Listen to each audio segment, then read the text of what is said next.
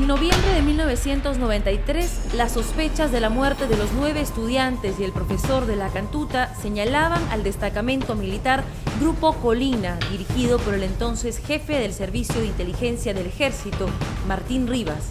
La abogada Gloria Cano es directora de la Asociación Pro Derechos Humanos, APRODE, y está a cargo de la acusación. Bueno, el destacamento Colina se forma en el año 91. De hecho, se conoce que ya en agosto del año 90, después de haber ganado las elecciones Alberto Fujimori, se hace una reunión donde se aprueba una estrategia antisubversiva. Esta estrategia precisamente tenía que ver con la eliminación. Aprueban continuar con una estrategia de eliminación selectiva. Por esa época, las investigaciones de la Comisión del Congreso incluían a los altos mandos que recibían los reportes y felicitaban los resultados de los Colina. Han participado en exitosas operaciones especiales de inteligencia que han posibilitado significativos avances en la lucha contra subversiva. Firmado Alberto Fujimori, presidente de la República.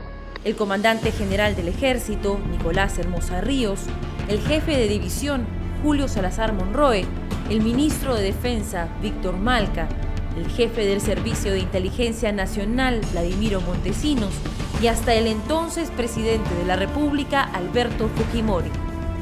Según el periodista José Arrieta, la confirmación de sus sospechas llegó con el testimonio de uno de los mismos miembros del destacamento militar. Él nos narra una cronología de hechos de las acciones que había cometido Colina y en las cuales él había participado. Y él menciona que el momento que él decide hablar es porque simple y llanamente no podía con su conciencia. Veía a sus hijos, veía a su esposa y en un momento de lucidez entendió que lo que había hecho no era correcto. Él elabora el mapa.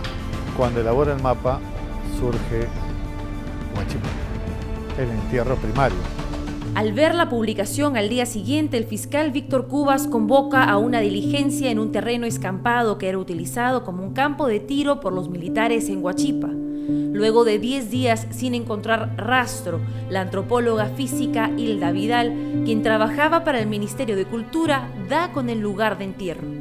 Había una especie de montículo, como que la tierra fue removida y ahí se amontonó la tierra. Y al devolver la tierra no se devolvió todo. Y sobre ello, para cubrir la evidencia de que algo fue excavado y luego vuelta a la tierra, habían replantado las plantas que cortaron, las hierbas, las malezas. Y entre ellas había una cuya raíz estaba para el aire y más bien el tallo había ido para adentro, cuando ellos reentierran en la arenita, ¿no? en el cúmulo de arena. Entonces le consulto al doctor Cubas, aquí hay esto, le expliqué, ¿no? Puede estar un reenterramiento, es esto.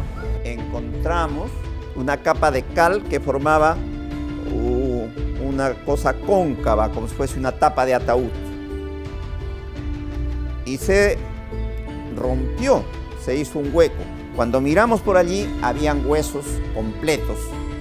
Y cuando se descubrió todo, eran huesos que por los restos de la truza que tenía pertenecían a una mujer. Esos restos indudablemente han sido de Dora Ollage Fierro. Estos restos no habían sido quemados y permitieron la identificación plena de por lo menos 3 víctimas y el único cuerpo entero a través del cual se pudo determinar la causa de muerte. Entonces, en este cadáver encontramos sí, lesiones traumáticas en la cabeza. Y encontramos que este señor en vida había sufrido 3 disparos. 3 disparos en la cabeza. El último disparo había sido de atrás adelante, ¿no? Y con pocos signos de vitalidad. Y habían sido en la parte posterior. Asumimos, ¿no?, que probablemente sea el tiro de gracia. El cuerpo encontrado le pertenecía al hermano de Giselle Ortiz. Y cuando la doctora Hilda Vidal empezó a descubrir ese cuerpo que estaba cubierto por costalillos, ¿no? Uno tenía por la cabeza y otro por los pies. Cuando le quitó los costalillos tenía sus manos amarradas a su espalda y estaba tirado de costado. Y era mi hermano, ¿no? Yo no lo había visto casi 1 año y medio, ¿no? Y la verdad que yo quería despertarlo como si estuviera dormido ahí, ir, sacudirlo, decirle todo lo que lo habíamos buscado, todo lo que mis papás habían sufrido, ¿no? Realmente fue bien duro. Esa es una imagen que yo no tengo en mi cabeza hasta ahora, ¿no? Yo no me puedo olvidar. Mi hermano tenía 4 impactos de bala en su cabeza. 2 le habían destapado el cráneo, 1 se le había quedado detrás de la oreja. Y lo único que se me ocurrió preguntarle a la doctora era si él había sufrido. Y ella me dijo que después de ese disparo en la cabeza, tal vez 5 segundos había vivido. Y eso me dio paz de saber que al menos no había sufrido cuando lo mataron, ¿no? Halladas las evidencias del delito, en 1994, el fuero militar ordena al fiscal Víctor Cubas entregarle el expediente justo cuando estaba a punto de formalizar su acusación. En ese juicio fueron condenados algunos miembros del Grupo Colina y se determinó que los estudiantes y el profesor no habían tenido relación con actividades subversivas. Sin embargo, todo fue parte de un plan que buscaba la impunidad. Todos los procesados fueron condenados en el año 1994, pero en el año 1995 a todos los procesados condenados los beneficiaron con la ley de amnistía. Lo que ha habido es un pronunciamiento de la Corte Interamericana determinando que las leyes de amnistía son inejecutables. Una sentencia de la Corte Interamericana de Derechos Humanos mantuvo vivo el caso en el 2001, luego de que una ley de amnistía dejara en libertad al Grupo Colina condenado en el fuero militar. Ya en democracia, las denuncias han dado con los primeros responsables.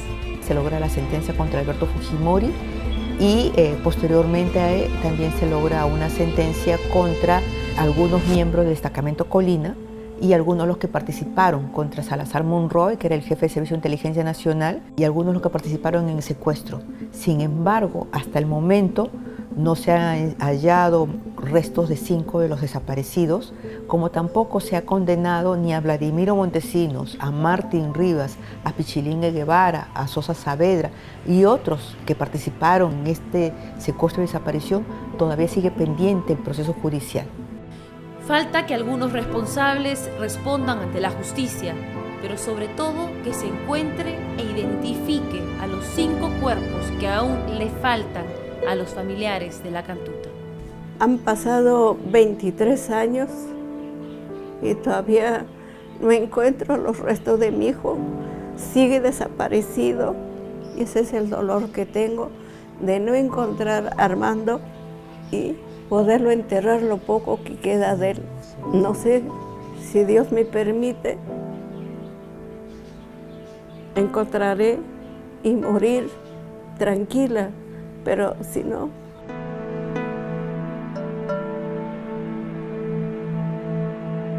Hermano que yo tenía en el jardín de mi infancia, hermano que antes tuve en el nido de un gran árbol, donde hoy día caminarás o habrás vuelto a ser el barro, donde hoy noche descansarás como la piedra sin sepulcro, como la piedra sin sepulcro.